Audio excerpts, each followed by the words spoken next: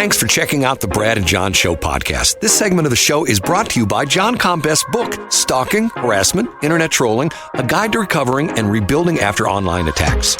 It's a great reference if you've ever been the unfortunate target of a social media attack. It's available on Amazon. Just search John Combest. That's C-O-M-B-E-S-T, John Combest, and the book will show up in your search results. Now it's time for another segment of the Brad and John Show. Can you handle it?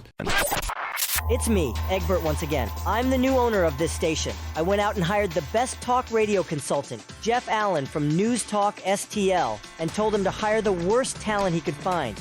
Jeff did exactly as I told him. Ladies and gentlemen, here are Brad and John.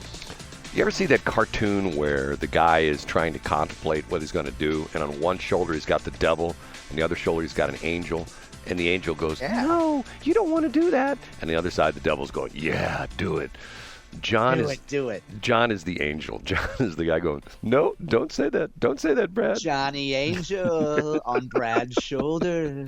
You're not going to say what campaign's going to be upset with us? No. The other thing is no campaigns are upset, Brad. And if you knew the people that text me daily after our show to offer feedback, you would wet your Joe Biden diaper, Brad. Okay, so John, my goal is to essentially, and you and I talk about this all the time. You won't tell me who this is, but is this talk show host still doing a show where you make fun of the fact that the person, yes, okay, is that person still doing a talk show somewhere?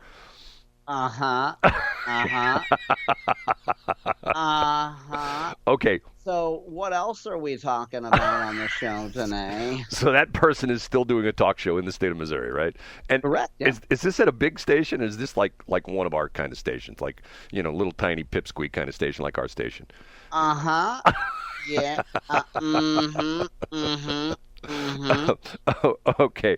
So what else do you want to talk about? How's the campaign going? The point is we try to, most importantly, have fun with this show.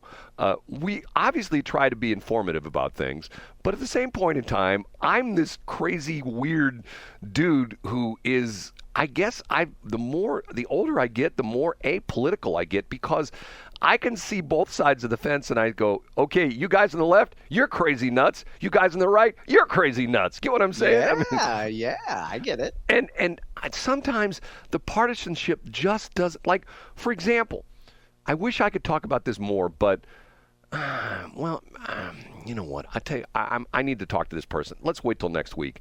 And it's sort of interesting because I have become somewhat of a person who is drawn to attention, someone who is, shall we say, impersonating someone else on Facebook and saying bad things about not even a candidate who's running right now, but a potential candidate for a job. And I'm going like, okay, this is getting to be ridiculous. Okay. Oh, no. Hey, wait, real quick, Brad. When you talk about the crazy left and the crazy right, it's also the ability to look at candidates that are on the opposite side of the same party. So did you see the story that came out yesterday about Will Scharf? No, what's this one? Is this a hit piece or is this a promo piece? Yeah, when he was at college, when he was at Princeton as an undergrad, he was part of a group. They have like what are called eating clubs that are like social clubs, right? And there was something where some guy at the party who was underage got a beer poured on him, and Will was there. And then a police officer, it appears, was kind of a jerk to Will, and Will talked back, and Will got a citation. And this happened in 2007. And, the case never went anywhere because, according to Will Scharf, it was dismissed. But this is the kind of stuff, Brad, that, like, you look at someone somewhere is going after Andrew Bailey for a fishing thing, for, like, staying in a park and getting a $15 fine. And then somebody's going after Will Scharf for the fact that he was at a party where some guy got a beer poured on him. And but it's all wrestling, Brad. It's all according to the narrative. Well, this shows that candidate X has no regard for the law. Come on, man. Well, once again, we do things in our youth, and you can probably do this for, you can say this for you. I mean, I can say this about my 20s, my 30s, my 40s, my 50s, my 60s, my 70s, and now my 80s. I can say things about each one of those decades of my life. Go, that was a stupid move. I mean, looking back, what do they say? Hindsight's 20/20. But yet, once again, politics is a blood sport. I mean, I probably purposely, or not, not directly, but essentially I was the guy that was getting collateral damage when years ago Brian Nieves was running for state senate. He was doing a show on my station on the Mouth. Yeah. And I got caught up in that whole crazy thing where I got accused of doing stuff, and I got people accusing me of this and people accusing me of that. And I'm going like, dude. And the crazy part of it was, the thing that frustrated me was, I'm the guy who on a daily basis would come on the air and say, hey, look, Brian Nieves is on from 7 to 9. If you want to come on and do a show from 9 to 11 and take notes during Brian's show from 7 to 9 and come on from 9 to 11 and refute everything he says, the studio's yours. And yet nobody would ever step up. But yet I would get all the nasty things. People would send things to me, anonymously. There would be threats. I mean, literally threats made against my life, threats made against the radio station. I'm going like, what? I'm just the guy trying to show both sides of the equation. I'm the guy trying to say, because I am, in my viewpoint, I'm the guy that doesn't want to be Tracy Ellis, where I'm not he's a rhino. I mean, you know me well enough now, John, to the point where if some Democrat called up and said, hey, you guys are talking about nothing about the 8 candidates for the Secretary of State. You don't even mention anything about the Democratic Republicans for Secretary of State. I go, come on, jump on in. The water's fine. You sure would. I mean, Brad, let me tell you though. Let me interrupt real quick, because I think you have put yourself in the perfect spot, which is you can be a political observer, and your life, you don't wake up in the morning thinking, gosh, I hope staffer X in the governor's office isn't mad at me. Maybe I need to apologize. Maybe I got to tell John that we got to watch what we say about X. Like, you have put yourself in a position, Brad, where you are not encumbered by being accountable or responsible to anyone like that. And that's why you have the freedom to do what you do, Brad. Well, but I try to be the guy maybe it's my background as being a little league umpire. I try to be the guy who's calling the balls and strikes the same, I'm using the same strike zone for both teams. You know what I'm saying? Yep. And I get exactly what you're saying, Brad. And you're calling balls and strikes. Right. And the idea being is, if a Democrat makes a stupid move, I'm going to say that's a stupid move. If the Republican makes a stupid move, I'm going to say that's a stupid move. And I think the sad part of it is, when I go back to this, and maybe I'll officially announce this next week, but I still find it very problematic that, and this, you think maybe I'm changing topics here, but I'm really not. I still find it very problematic that people in St. Charles County, and to a certain extent, maybe not as much so in Franklin County, but for sure in St. Charles County, are trying to play nice with the people of the city of St. Louis, because their angle is, the St. Charles County people angle is, that when you say St. Charles, when you say St. Louis, that people think, matter of fact, just yesterday I found another, top, one of these YouTube shorts, the top 5 crime-ridden cities in the country. Guess what? Number 1 is St. Louis. Okay. So the idea being is that they're saying that if we're trying to attract another Amazon warehouse, we're trying to attract a Fortune 500 company, and the mayor of Wentzville, who I do know, who's a great guy, and he says, hey, why don't you move your headquarters to Wentzville? They will go like, well, isn't that the St. Louis area? And so in other words, the people in St. Charles County are trying to essentially clean up the city, to make it to the point where it's not toxic to the entire area. I say, screw that. I say, use the Navy basic training method, where you have to swim 200 yards away, because guess what? The city is sinking, whether we want to admit it or not. The city's sinking, and we need to identify St. Charles County not as St. Charles County, not as Hoffmanville, not as Mockins, but essentially as the Westplex, because it's the conglomeration of 8 great communities which have grown together to the point where most people driving along 94, driving along along Highway K or driving along 70 or driving along 364 can't tell you where St. Charles ends, St. Peter begins, where Cottleville ends, where O'Fallon begins, where Lake St. Louis ends. It's just one big area that's nice, and it's, the housing's good, the education's good. You don't have to worry about being carjacked. For the most part, it still happens every once in a while, but not that often. Not like the city where it's a daily occurrence. Get what I'm saying? I get exactly what you're saying, and what you're saying is one of the hurdles there is parochialism, and is the fact that everybody wants their own little fiefdom. Is that what you're saying? Other than the fact that they want to be tied to St. Louis as a region, but more specifically, another hurdle is if you're in O'Fallon, you're only concerned with promoting O'Fallon. If you're in Wentzville, you're only concerned with promoting Wentzville. There's a quote, and I don't mean to call this guy out. the guy does not like me. I'll tell you right up front. The guy's name is maybe I should not say his name.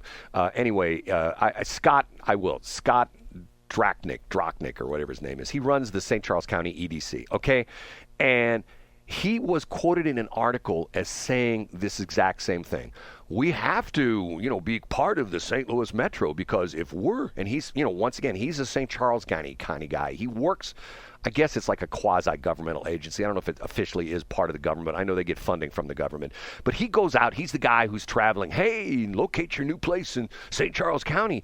And he was quoted in one of his PR pieces he sent out. If I go tell people they should have their new location in Wentzville, they have no idea where that's at. And I'm thinking to myself, Grant Cardone. You know who Grant Cardone is?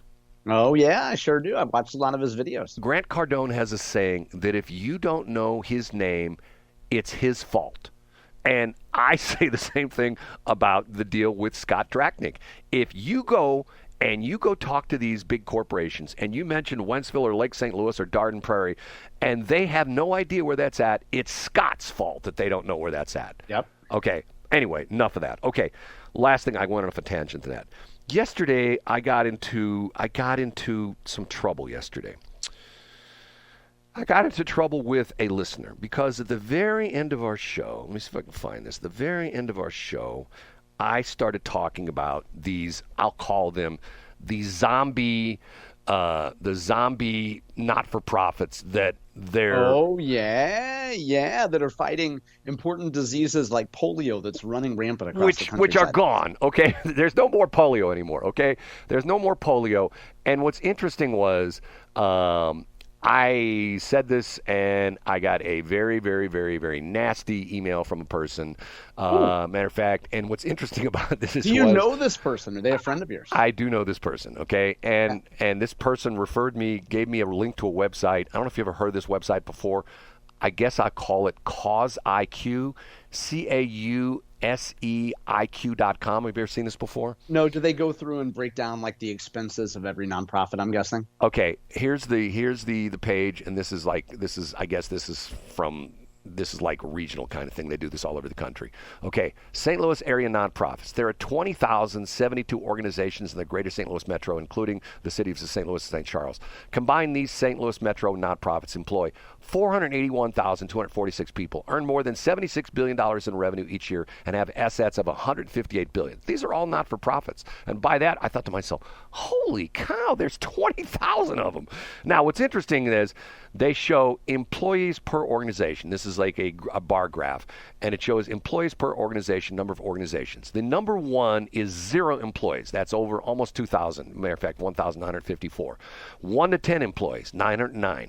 11 to 25 employees, 408. 26 to 100 employees, 356. 101 to 1,000, 304. And 1,000 plus, 72. Now, here's the thing. Key takeaways from employment stats. Employment in St. Louis is driven by large corporations like MMhmm Support Services, BJC Health Services, WashU in St. Louis, Ascension Seton, Prentice Health Presence Healthcare, and Prentice Healthcare. The largest employees tend to be hospital systems, general hospital, nursing homes, universities, and managed care organizations. Okay? I understand that. I get that. I get that's their heritage.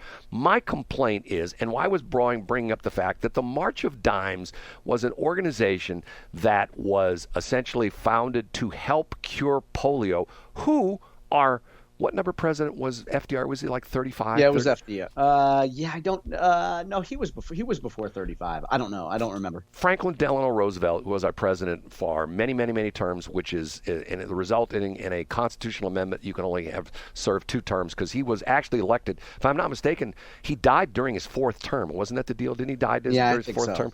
Okay, so I get this sent to me. Now, here's the interesting thing, okay? So I go back and I read all this stuff, and I'm reading all these things. Now, what bothers me about this is then this person gave me links to, and I see if I found them, they gave me links to March of Dimes and Easter Seals. Now, here's the interesting thing. You'll have a field day with this thing with the Easter Seals. So I click on this link for Easter Seals, and these are still, a matter of fact, About Us is March of Dimes. Easter Seals ones is fascinating because on their blog, it talks about it talks about. Let me see. Here, you'll get a kick out of this. Okay, on their blog, Monday, June 17th. This is the Easter Seals. Disabled, trans, and denied. Experiences with problems. Come on. I am not kidding you, John. Here's the article on, and here's the article on, this is on the blog.easterseals.com. And it's there's not an individual writer. It just says the byline is blog writers. Disabled, trans, and denied. Experiences with problems with medical care. Editor's note, this blog contains detailed descriptions of medical trauma and abuse. Please take care when reading. And it says, the medical establishment was not designed with disabled people in mind, especially not those with disabled bodies. I've known that since I was a small child. My first harmful medical experience was at maybe 4 or 5. When I was 2, doctors discovered I was born without a left hip socket, blah, blah, blah, blah, blah, blah. And it talks about how the transgender, and I'm going like, okay, what does this have to do with the Easter Seals? Yeah. Well, they probably get a lot of pressure to do the whole DEI type thing. Okay, you know? Here we go. easterseals.com, okay? And here is an article. It's on their blog site. This is on the 10th of June, and this is by Christina Gann. And what is the title of the article? Finding Pride at the Intersection of Disabled and Queer. Okay. Oh, that's nice. This is on the Easter Seal site.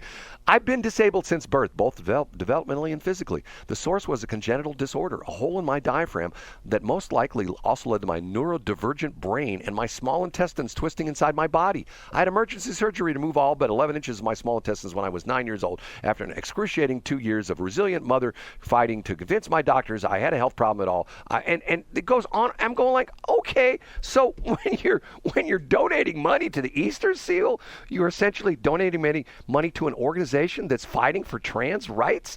I don't get it. Yeah. Well, you know what? I think they're all disability adjacent. So I imagine if you've nationally been involved in the Easter Seals, you've been around a lot of victimhood groups and folks who say you should get in on this racket. Now, the woman that wrote this, she has a hole in her diaphragm and she says she's queer. But biologically, that shouldn't be a problem, right? Like if something slips through her diaphragm, you get what I'm saying, Brad? Not touching that, John. But the point, okay, now here's my question to you. Why was the Easter Seals originally started? What was the original intent of Easter Seals? Do you know this? To remove smallpox blankets from engines. Do you not know the real reason? No, I don't know. But see, that's my point. My point is, but don't leave us hanging. What is the real reason? Well, March of Dimes was polio. Yeah, but what about Easter Seals? Here's the interesting thing. Did they want to cure? Was there a disease among the Easter bunnies? Or did they just need more old people hanging outside Walmart to bug you when you're walking out? We're trying to raise. No, look, I just have a debit card. Sorry, I don't have cash. Gotta go. I don't need one of your stupid things that's going to sit in my center console for a year and then I have to vacuum out in 6 months. You know, get out of here. Stop annoying me. I'm just trying to go get my commodities. You know what I mean? I need my consumer staples. Thanks to Biden inflation, I'm spending too much.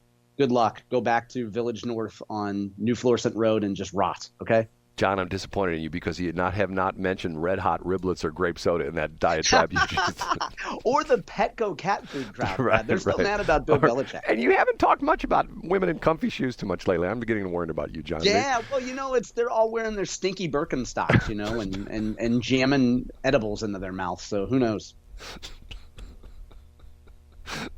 John has a way painting verbal of you know what they said, this the radio is theater of the mind. When he says things like that, I see pictures of women that like in great detail. I'm like, okay, I know who that is. Right. As we all know them. Brad, I'm so happy that we had a full week. I know that you've spent a lot of time at doctors this week, and they were not necessarily for you, but I'm so glad that your health is better and that we've made it through an entire week, and I'm so glad that you were here all week. Yeah, and I've got my AD ready, so maybe we can make it for another week, okay? Talk to you later, John. Bye, guys. See you Monday. Thanks for checking out the Brad and John Show podcast. This segment of the show is brought to you by John Combest's book, Stalking, Harassment, Internet Trolling, A Guide to Recovering and Rebuilding After Online Attacks. It's a great reference if you've ever been the unfortunate target of a social media attack. It's available on Amazon. Just search John Combest. That's Combest, John Combest, and the book will show up in your search results. Now it's time for another segment of the Brad and John Show. Can you handle it?